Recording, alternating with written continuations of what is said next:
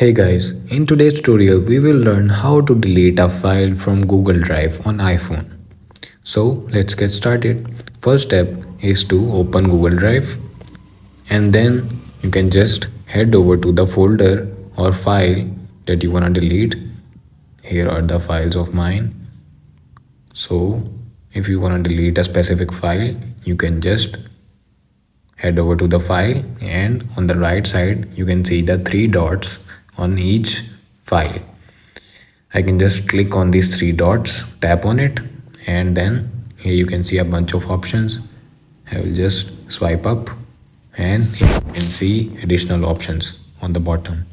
So on the most bottom there is an option called remove. I will just click on it and you can see will be deleted forever after 30 days, and just click on move to bin and here you go, the file has been removed.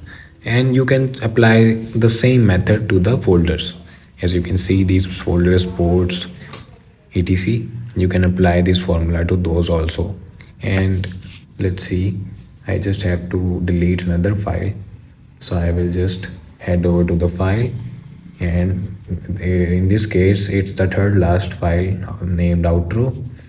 I will just click on this file on the three dots and again swipe up and then again click on remove, and then again I will just click on remove and it will be removed.